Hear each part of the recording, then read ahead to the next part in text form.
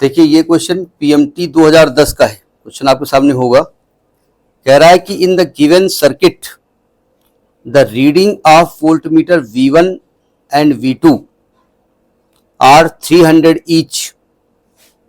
The reading of V3 and the ammeter A are respectively. Diagram समझिए जरा।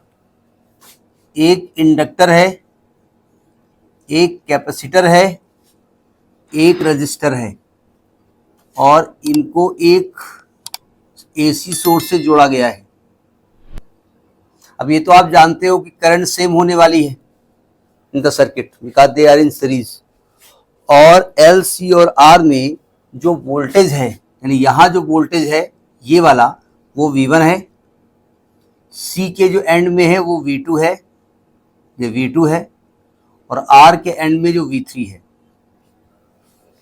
तो और ये कह रहे हैं कि V1 V2 की जो वैल्यू है, मतलब L वाला, C वाला और R वाला में जो L वाला वोल्टेज है और जो C वाला वोल्टेज है वो दोनों 300 वोल्ट है, ऐसा बोला है इन्होंने।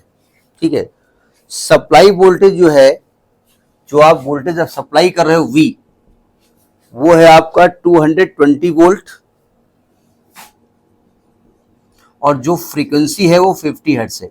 वैसे भी इंडिया में जो फ्रीक्वेंसी है वो 50 हर्ट्ज ही है। ठीक है। तो कहते हैं कि आप V3 की रीडिंग निकालो कि V3 की रीडिंग क्या होगी। ठीक है। देखिए ये कौन सा सर्किट है, ये सर्किट है आपका LCR, और LCR का जो रिजल्टेंट वोल्टेज होता है वो होता है अंडरवुड VL माइनस VC का whole square plus VR square, यही होता है ना। इसमें वो वाला डायग्राम आपका क्लियर होना चाहिए। नहीं, आप उसको VC माइनस VL भी कर सकते हैं। जब हम डेरिवेशन करते हैं तो ये मान के चलते हैं कि VL बड़ा होगा, लेकिन अगर न्यूमेरिकल कहीं पर दिया है और पहले से मालूम है कि VC की वैल्यू VL से बड़ी है तो VC माइनस VL करेंगे, होल स्क्वायर वही आने वाला है। एज यहाँ पर जो VL की वैल्यू है और VC की वैल्यू है वो इक्वल है, या जीरो नहीं, इक्वल है, क्योंकि ये जो V1 है ये एक्चुअली में VL है और जो V2 है एक्चुअली VC है। तो क्या मैं V बराबर अंडरवुड केवल VR स्क्वायर कर सकता हूं, और आपके डायग्राम के हिसाब से VR बोले तो V3, यानी कि VR की वैल्यू V आ जाएगी। यानी जो वोल्टेज सप्लाई है, रेजिस्टेंस में जो वोल्टेज है वो आपका V यानी 220 वोल्ट के बराबर होगा। बात तो समझ में आ गई।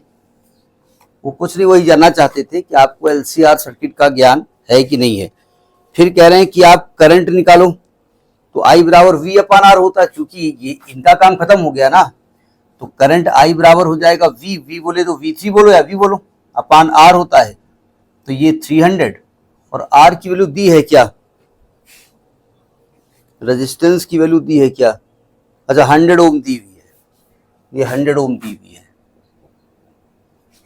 तो अपान 100 यानी कि 3 एम्पियर की करंट सर्किट में होगी। ठीक है। समझ में आई बात, नहीं आई है। देखिए इसका मतलब ये नहीं कि 3 एम्पियर की करंट इसकी वैल्यू चेंज करेंगे तब भी होगी। अगर ये, क्योंकि ये आपका जो सर्किट है इसमें VL और VC सेम हो गए, यानी इनके जो रिएक्टेंसेस है ये आपस में एक दूसरे को कैंसिल कर दिया, तो सर्किट का जो इक्विवेलेंट रेजिस्टेंस था केवल R के बराबर हो गया, इसलिए करंट 3 एम्पियर आई। अगर ये VL VC इक्वल ना होते तो यहाँ पर R की जगह Z का इस्तेमाल होता और Z की वैल्यू R से बड़ी हो जाती, तो कुछ न कुछ वैल्यू करंट की घट जाती। ठीक है। तो ये आपका क्वेश्चन पीएमटी 2010 का है।